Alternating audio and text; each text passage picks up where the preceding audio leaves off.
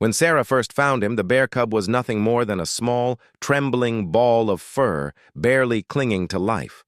Alone in the forest, he had no chance of survival.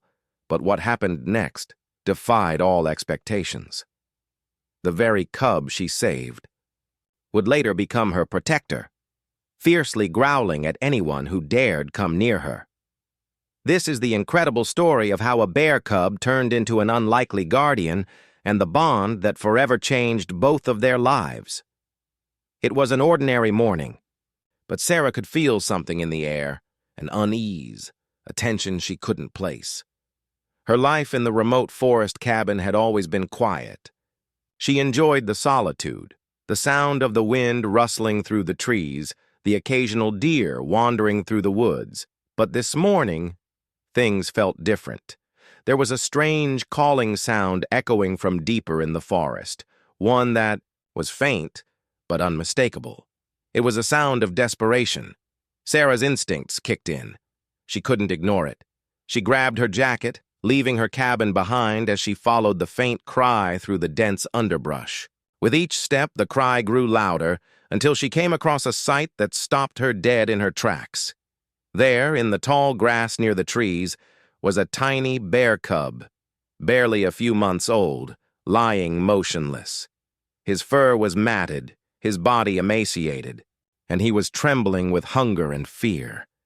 His eyes, barely open, seemed to stare right at her, begging for help. In that moment, Sarah's heart broke. The forest was full of beauty, but it could also be unforgiving.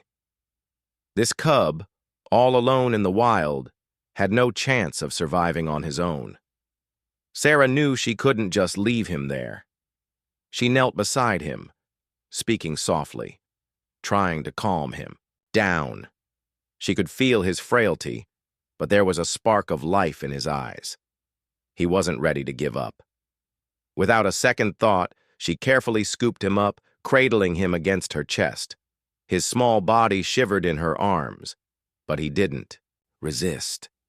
She had no idea what she was doing. She wasn't prepared to care for a bear cub, but she couldn't abandon him. She had to try.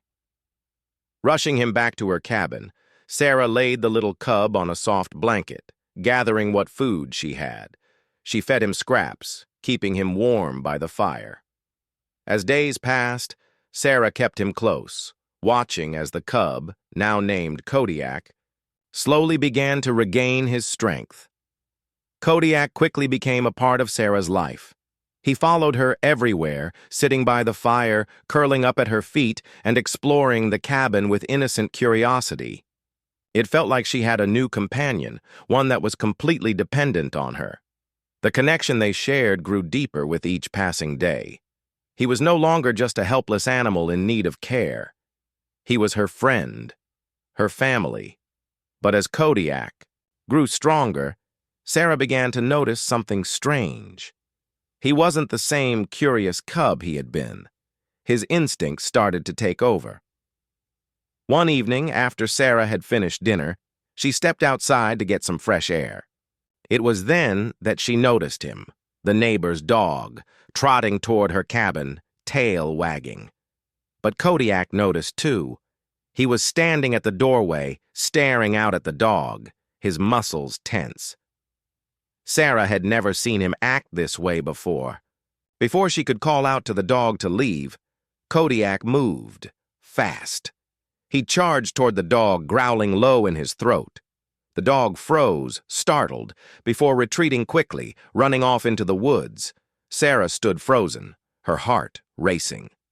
Kodiak was showing signs of aggression she hadn't expected. He wasn't just playful and affectionate anymore, he was becoming territorial. The following week, Sarah made a trip to the nearby town to gather supplies. She hadn't seen anyone from town in weeks, and the idea of a human interaction was a welcome change. As she approached her cabin on her return, she noticed a man standing near the porch, looking down at a map. It was someone she had never met before, a curious traveler, perhaps. Sarah smiled and waved, but before she could approach, she heard it. Kodiak. He had appeared from behind the cabin, his body low to the ground, eyes locked on the man. Sarah called to him, but it was too late. Kodiak let out a low, menacing growl, his stance protective and territorial. The man froze, eyes wide with fear. Kodiak was standing between Sarah and the stranger, his growls growing louder. "Easy, boy," Sarah said softly, stepping forward. "He's just a traveler." But Kodiak didn't listen. He didn't move, didn't show any sign of calming down. The man stepped back, his hands raised in defense, clearly intimidated. Finally, he muttered something under his breath and left. Kodiak watched him retreat, growling until the man disappeared down the trail. Sarah stood there, her heart in her throat. Kodiak had become protective, but in such an overwhelming way that it frightened her. This wasn't the same bear cub she had nursed back to health. This was a wild animal, driven by instincts that Sarah couldn't control. As days passed, Kodiak's protective behavior only seemed to intensify.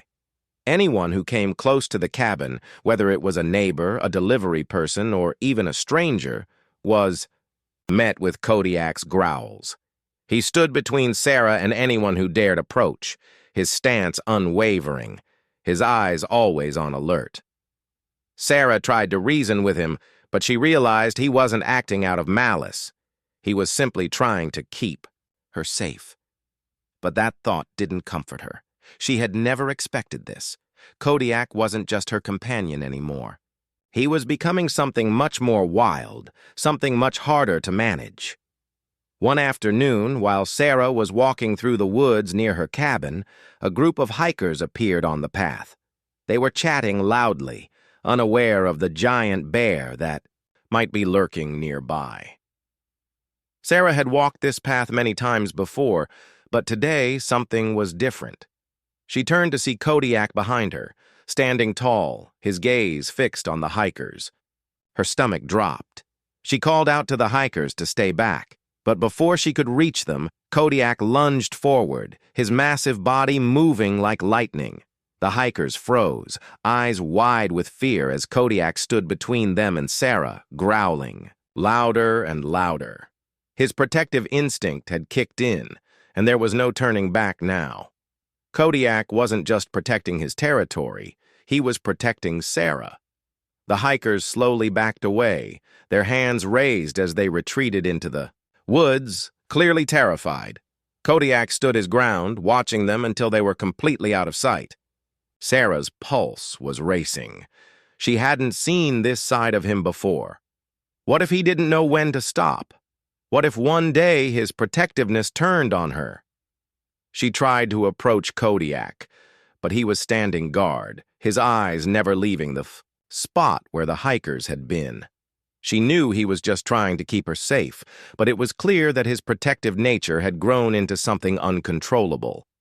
As the weeks turned into months, Sarah adjusted to her new life with Kodiak. She learned to live with his wild instincts and his protective nature. He was no longer just a bear cub she had rescued. He was her guardian, her protector, and the wild force of nature that watched over her. But even as she came to understand Kodiak's instincts, a part of her remained unsure. She had never expected that by saving this bear, she would be giving him the power to protect her in ways that could sometimes feel overwhelming. Kodiak had become both her savior and her reminder that nature is unpredictable and wild. In the end, Sarah realized something important. When you save someone, or something, you can never fully predict how it will change you. Kodiak had given her more than protection. He had given her a lesson in trust, love, and the untamable bond between humans and nature. And as she looked at Kodiak standing watchful by her side, she couldn't help but wonder, what happens when the wild becomes your protector? And what would it take for her to truly trust that protection, even when it feels uncontrollable?